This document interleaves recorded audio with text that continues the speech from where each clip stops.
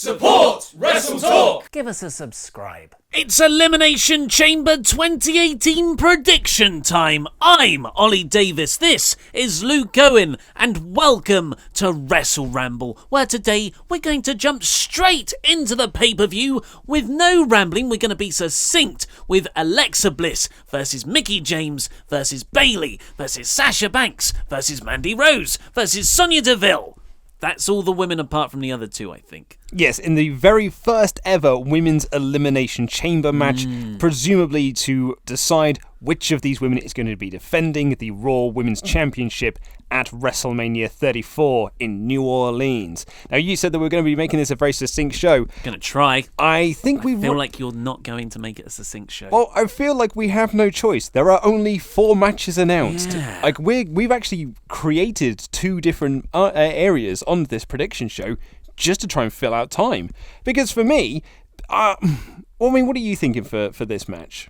For this match, my brain is telling me Alexa Bliss is retaining, but my heart wants Sasha Banks to turn heel on Bayley, win the belt, and go on to face Asuka at WrestleMania. I think that's the story I want to see. But there's a lot of stuff going into this. You've got the Bliss and James dynamic. They've created this sort of Devil's alliance where James knows Bliss is trying to screw her over, but she's done it anyway, presumably so she'll screw Bliss over. I don't think that's going to work well for her. Mandy Rose and Sonya Deville are sort of a unit. They're pairing together.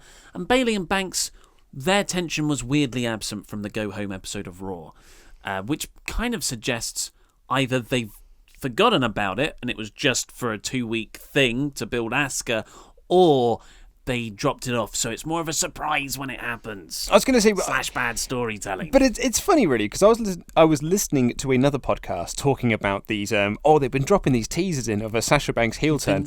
You've been seeing other podcasts. I've been seeing other podcasts. I see a lot of other podcasts. I hate to tell you. You are a podcast whore.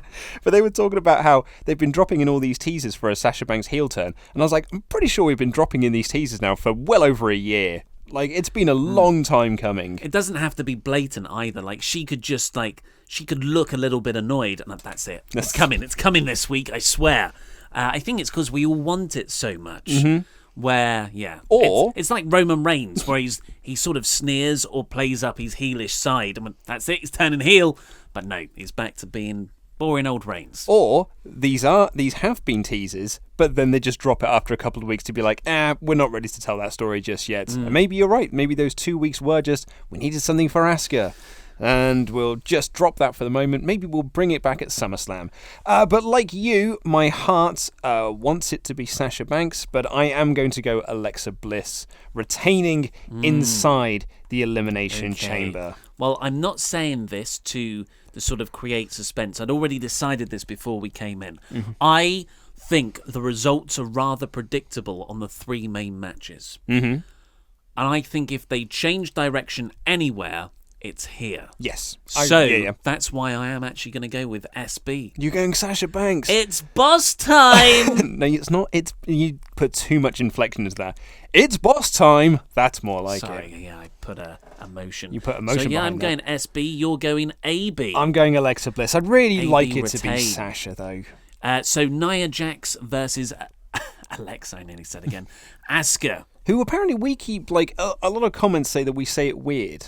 No, you said Nasuka. No, as in we say Asuka, and people say, like, that's a bit weird. That's a weird way to say it. I think it's because the Americans will go, like, Asuka. Ask her. Yeah, exactly. Whereas we're common, and we say Asuka.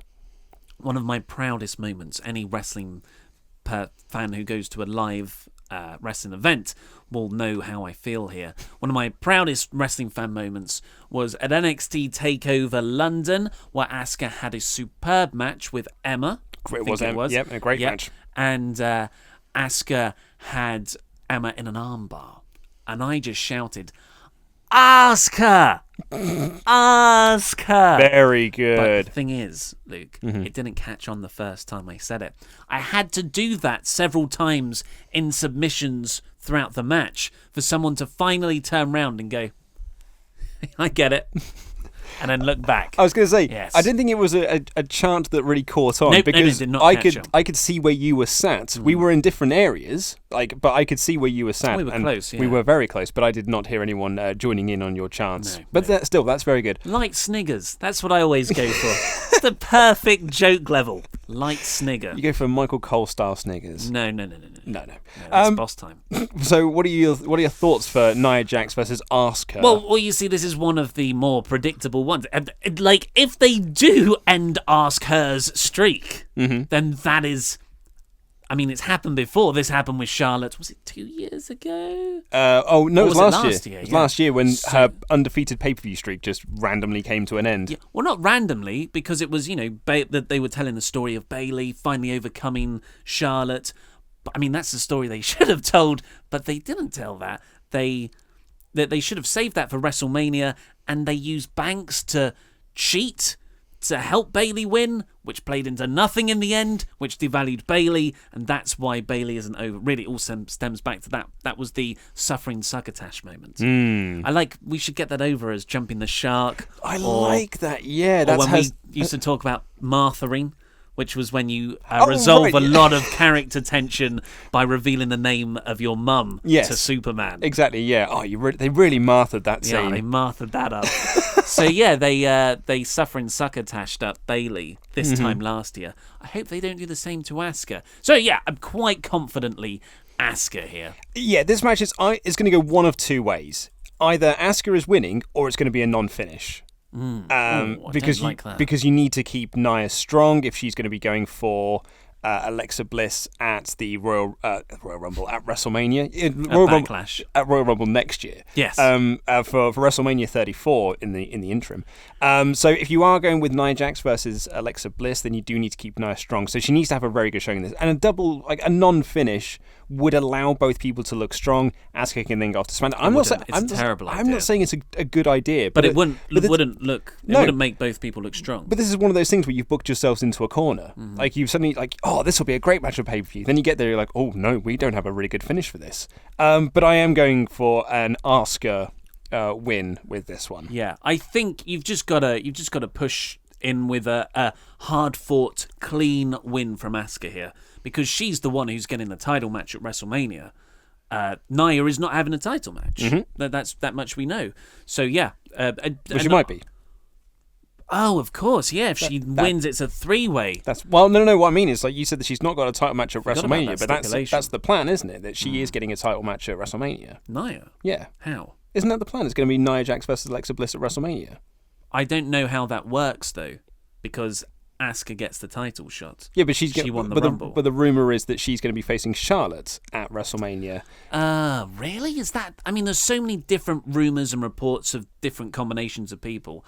The only ones I really, really like are Alexa and Nia in an undercard grudge match, Banks versus Alexa Bliss, and Charlotte. No, you mean Asuka versus Asuka versus Banks, and Charlotte versus the Riot Squad, of course. or Rousey.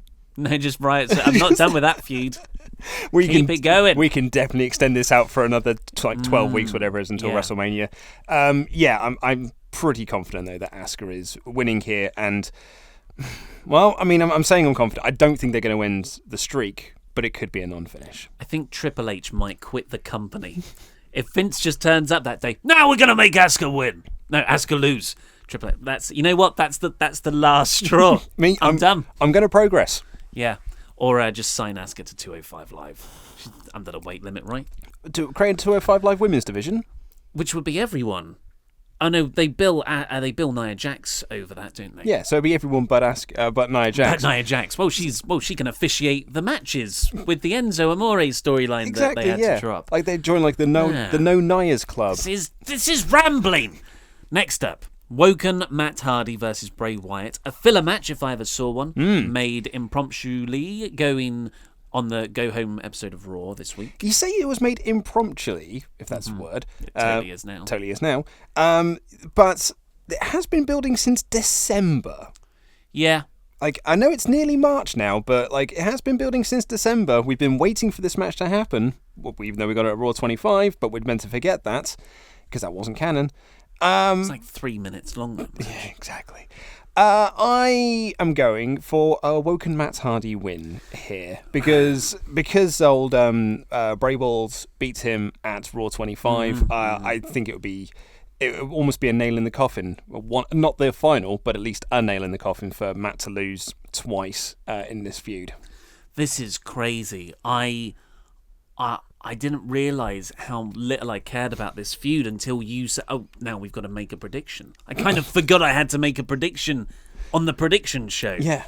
It is a really lacklustre feud, isn't it? In a long line of lacklustre Bray Wyatt feuds. The poor lad. Well, it's his anniversary. It's anniversary. It is, yeah, I suppose it is. And it's not his fault.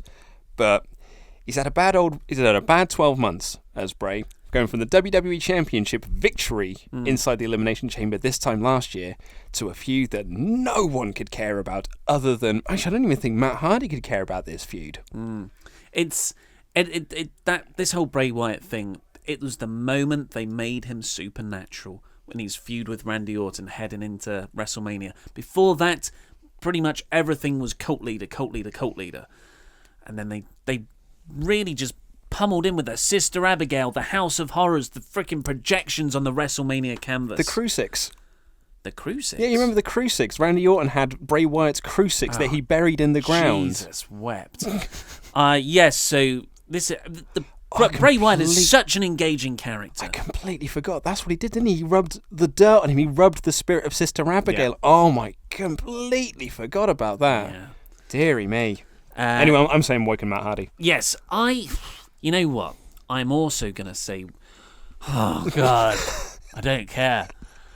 Bray could win because he is more of a main eventer in management's eyes, I think. You know, you can chuck Bray Wyatt in a top-level thing and just have it there on the card. It's lazy, but I think that's how they see him as a utility player. I don't think they see that in Matt Hardy. Oh, no, absolutely not. So maybe they make Bray win. However, maybe they've just decided with all the right stuff going on behind the scenes, let's just give Woken Matt Hardy, Senor Benjamin, Vanguard Yacht 1, King Maxwell, Rebby Sky. I was going to say, can I make my prediction for this? What is going to... So the end of this match is going to be Bray Wyatt is in control. Bray Wyatt looks like he's about to win.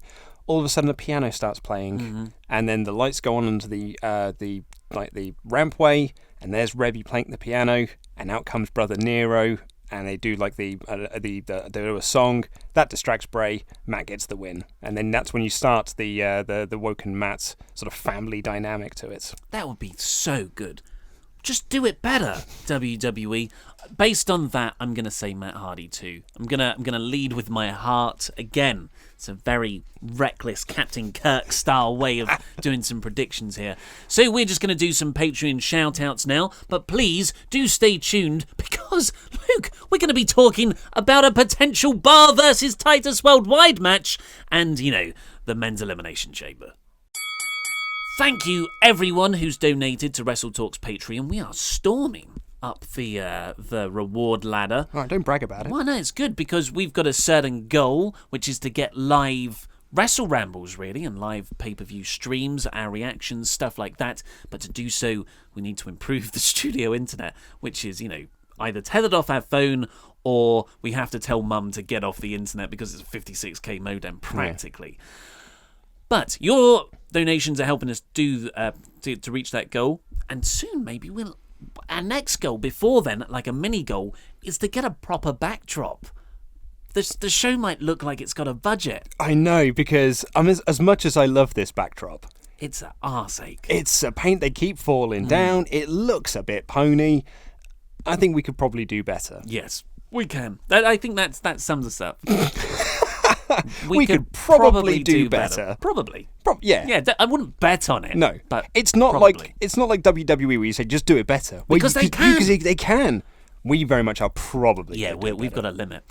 So these are all the people who have donated over $25 a month or more. Thank you very much. Which means all of you peeps, you get to suggest fantasy booking warfare ideas. Absolutely, yeah. The poll's up now. Yeah, the post went up yesterday, so it's not a poll just yet. People are just submitting their suggestions, and then the poll will go up on Monday/Tuesday-ish next week. Probably Tuesday, because we're going to have the WrestleRamble Extra go up on Monday. And then that will be our fantasy booking warfare topic for March 5th. Which means we're probably booking CM Punk's return. But thank you, Paulie Dangerously Jarman. John McBride of Frankenstein. The Craftsman, Blake Carpenter. Hard as Nails, Nick Schiff. Michael Name Your Price. Notorious Little Dre. Courtney Villainous Havoc Summers, who you can follow on Twitter at Villainous Havoc. She's one of our longest lasting ones. Love you. John Wick, Chapter 2. He's also a long timer. Certainly is. An all timer. David Hendricks' God Mackenzie. Christopher the Condor Johnson. Kevin Razmataz Chappelle. Chapel. Liam, I said Walsh, not Welsh, Walsh. Did he actually correct you? Did he say it's Chappelle? No, it's Chapel, yeah, because I initially said it as Chappelle. Chappelle. And he said it's not like Dave. It's more like, the church. I think our version sounds better. You should, you could change the pronunciation of your last name, Kevin. I do it all the time. Yeah. People get mine incorrect all the time, in fact. I try to say 90% of the time. They say Owen, don't they, when it's actually Owens. Yeah, It's there's definitely an S on the end. Liam, I said what you just did that one. Yep. Rob Pontim Problems, Pontim. The Shady Shadar Logan. Logath. And Sean Far From Blandford. One of the other things that is billed for Elimination Chamber, I don't know how we're going to give a prediction here, but we're going to talk about it at least. Ronda Rousey's Raw contract signing.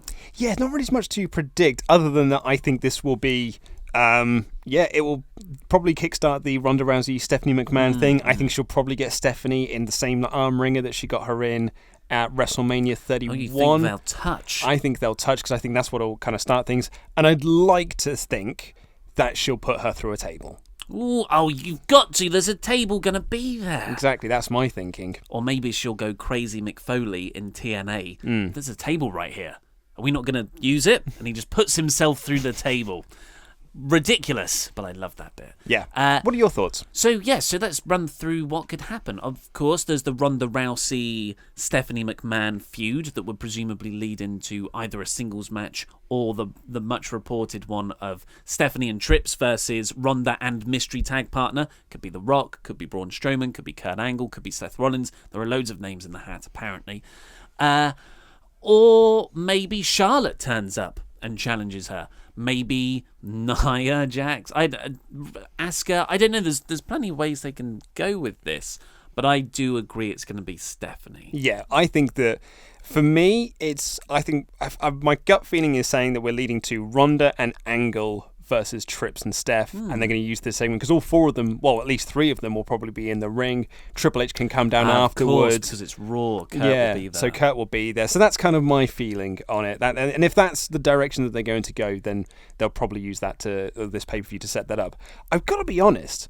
I'm kind of looking forward to seeing what they're going to do. Like, I'm really intrigued by Ronda Rousey joining Raw and what they're going to do with her.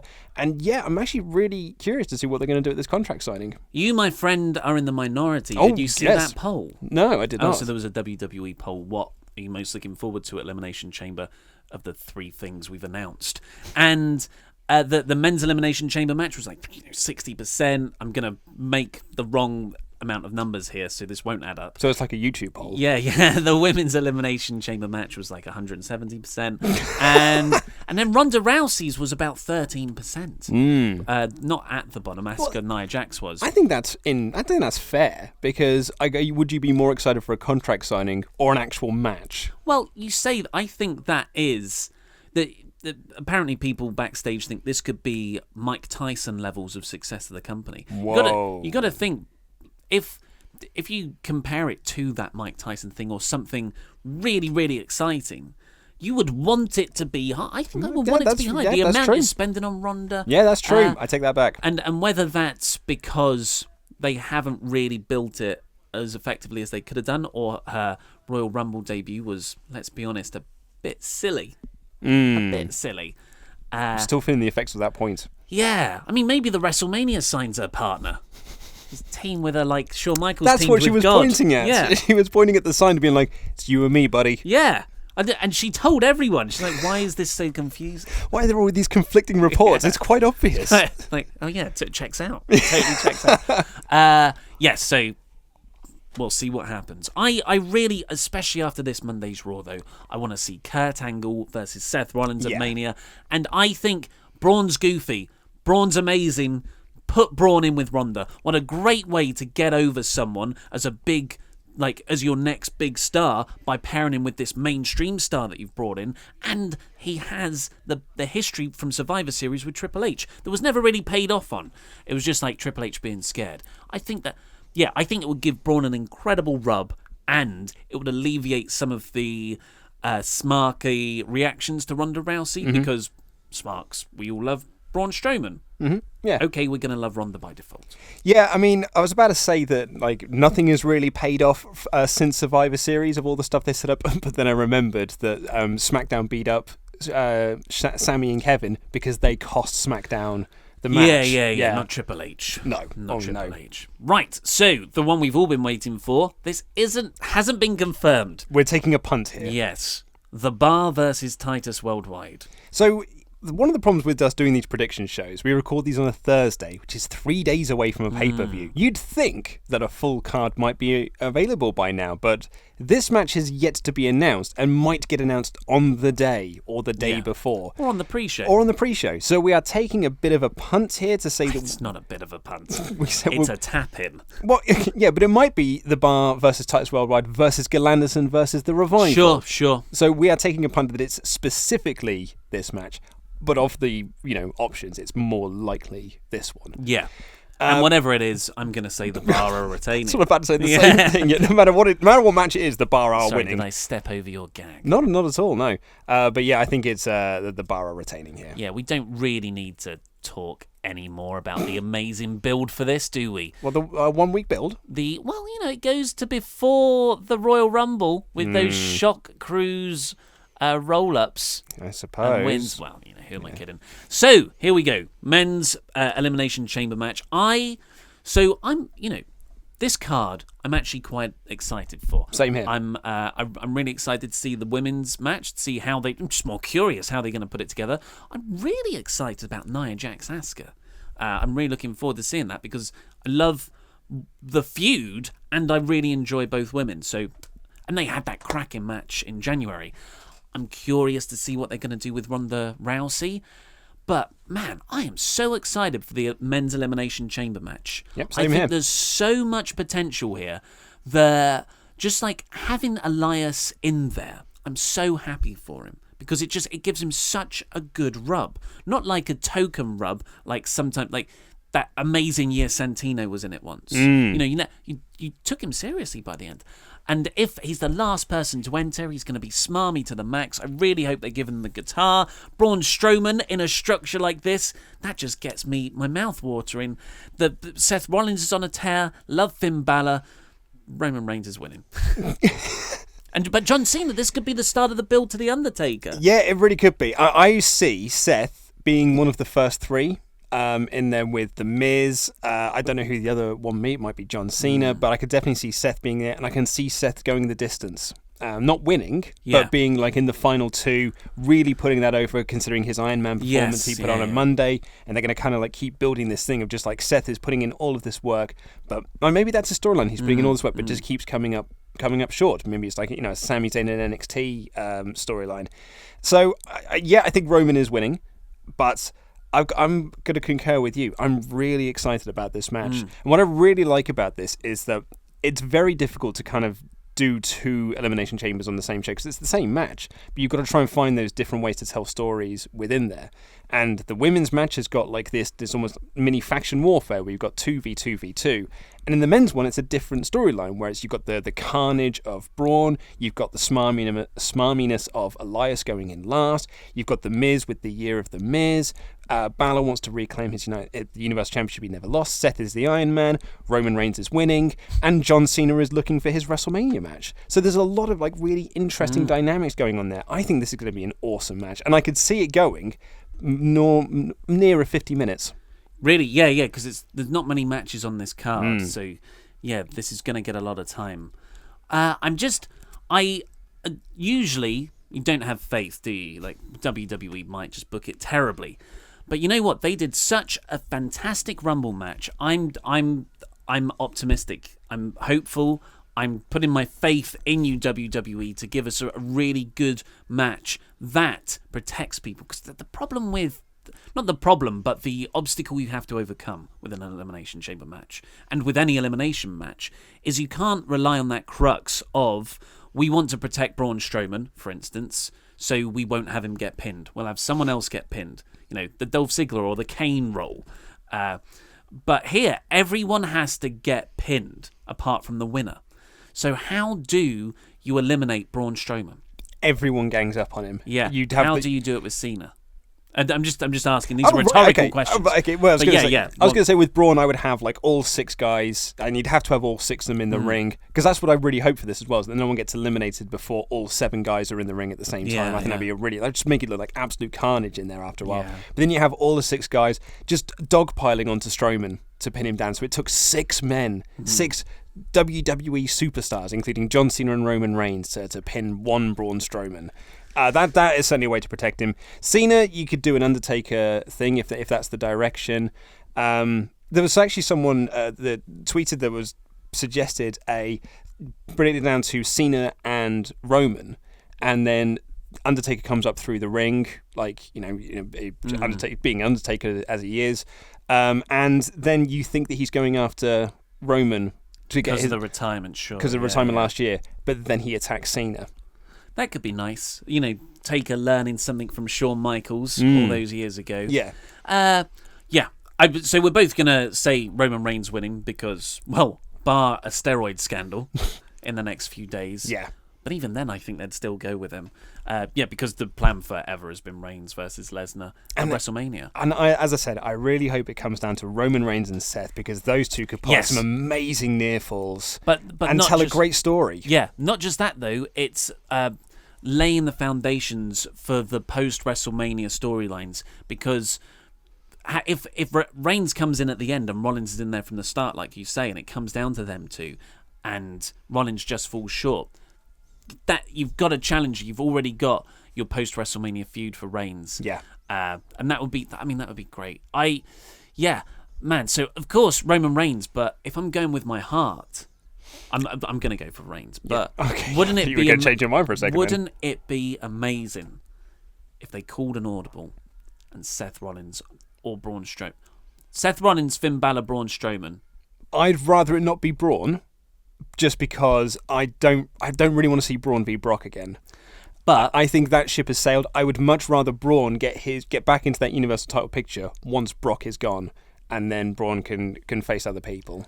I just think you've told this very well-told story with Reigns for the whole year, but you've also accidentally been telling a story with Strowman in that he keeps colliding with Lesnar, and he failed that one time. But, Kane lost the other. There was the 4-way at SummerSlam. This is the final meeting, and Braun could finally slay the beast. Braun's got way more momentum behind him, and you just book a better match than their No Mercy one. You book it like the Goldberg Smash Do you know what? Mouth. Actually, you completely sold me on that. Yeah, actually, if it was like the Goldberg-Lesnar match from last year, I mean, boy howdy, that would be a hell of a lot of fun.